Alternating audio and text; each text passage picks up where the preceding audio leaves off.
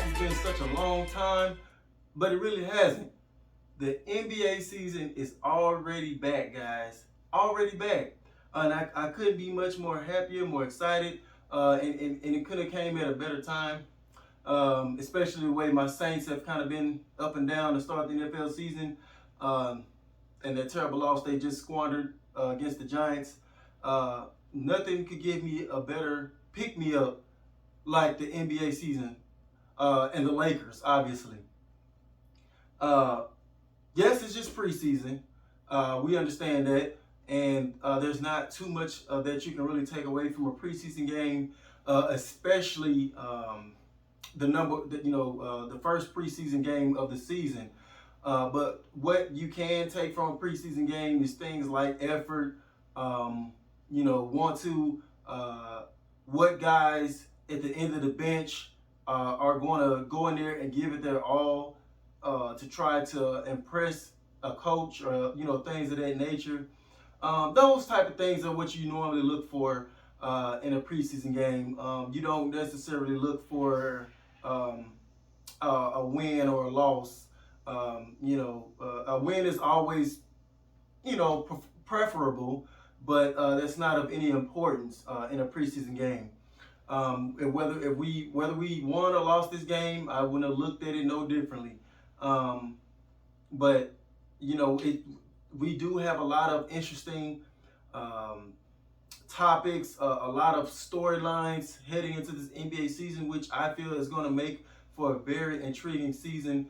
We have the Lakers. The naysayers thinking we may be too old. Is that going to be a problem? Health problems, stuff like that. Can Anthony Davis return to form, to top 5 player again?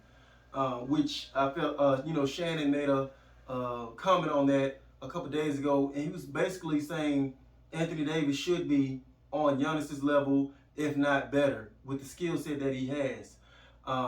Because he can basically do all the fundamental things better than Giannis, but the only difference is Giannis brings that dog-like Mamba mentality every night. And that is the only question mark with Anthony Davis that kind of keeps him from jumping and staying into that other stratosphere with the all-time greats. Because if you look at pure talent, pure skill set, there's not many guys in history that possesses that skill set at Anthony Davis' height. And he just has to put the mental together, and mental makeup is very, very important. We see what effect that had with Ben Simmons, and that leads to another intriguing storyline going into the season. What are the Sixers going to do with Ben Simmons? And what is Ben Simmons going to do? Is he going to still hold out? You have the vaccination issues across the league. Players opting not to take it, things of that nature. I am a believer in not forcing something like that upon people. It should not be mandated. But at the same time, if you're at a job and the majority of the people there have concerns about you not taking it because they're vaccinated, and they don't want to take any chances with you being around them, and they catch something and take it back home to their kids, whatever the case may be. Basically, in this situation, if you're not vaccinated in the NBA, you would be in the minority camp.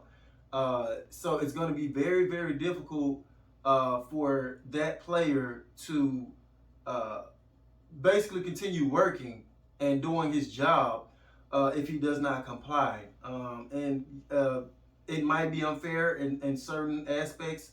If you want to look at it, some people choose not to take it for religious reasons, they might just not feel safe. Maybe there's not enough research out there about it. And so you just have to take it for what it is. You have players like Kyrie Irving, Wiggins, who finally did get vaccinated. they were showing concerns about not wanting to take it. We should not jump down on those players. It's really comes down to their decision, their way of thinking, and just have to go with it. It may, if like for instance, if Kyrie Irving decides not to take it, it may end up costing the Brooklyn Nets, a shot at a ring. And would you have a legitimate excuse to be mad at Kyrie Irving about that? It just depends on how you feel about it. But at the end of the day, that's his decision. Kyrie has said a lot of controversial things and things of that nature, but this is one of them that is truly, his decision. Um, but besides that fact, just to kind of get back to the preseason game there a little bit, I wasn't looking for fireworks or anything like that, especially when you only have one starter playing 11 minutes, which was Anthony Davis. And I'm pretty sure they're going to start ramping up the actual starters minutes as the preseason goes along. But last night there were a lot of end of the bench guys getting a chance to kind of get their shine on and show what they got. The main thing that I look for in a game like this, the first game of a preseason, is effort, and on the defensive end as well, and guys trying to prove stuff to the coach, and the only thing negative I kind of would say about our team that I would take away from this game is the perimeter defense. And that's kind of one of the biggest concerns that I had coming into this season with the acquired talent that we have. Can our guards collectively play enough defense to just withstand runs? Because we have enough talent on the offensive end to go toe-to-toe with anybody. But you want to be able to rely on your defense at some point. So if you're putting up 120 points a game, but your guards are getting scorched, whoever, you're getting scorched, it's going to be tough for you to still consistently pull out wins. So the Nets guards, particularly Thomas, what did he shot 7-14, ended up with 21 points from the field. That's too many. Duke Jr. 13. Brown ended up with 12 points. You know what I'm saying? It's like we have to work on that going forward. I know this was just the first pick-me-up game, but I want to see effort on that part going forward. I don't want to see us continually getting scorched by opposing teams' guards like that. We have people like Taylor Horton-Tucker, who has all the fundamentals tools defensively to become a defensive stopper, especially if that's something that he chooses to work on and focus on that side of the floor.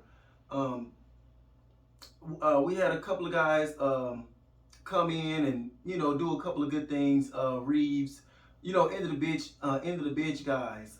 Brown, so things like that. But it wasn't really too much to take from this. We made this a competitive game. The first 3 quarters, and then the fourth quarter, it was just like guys just went on ahead and mailed it in. Like, okay, we had enough fun. It's just first game, and they just packed it in. One of the things that I can say I was happy to see was Marcus Aldridge back out there on the floor. He looked good. So I mean, other than that, I'm happy for that guy and hope the best for him. But we have another game. I don't think we have another game until Wednesday, and I think that's against the Suns. Let me double check that for you guys. I don't want to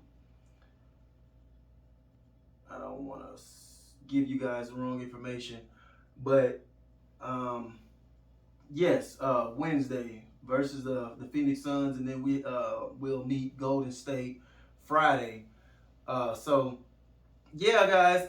Basically, this is just a welcome back video, man. Nothing to take too seriously from this game. Other than I just want to see certain improvements going forward on the defensive end. But I'm glad to be back, and I know y'all happy too, man. New people coming in. Let's get this channel to blow. And the only way you can do that, man, is by hitting that subscribe button, man. It's totally free, and a great way to help support your fellow Laker fan. And I guess that's it for today, guys. And I'll see you guys Wednesday. And as always, thank y'all for watching. See y'all next time. Peace.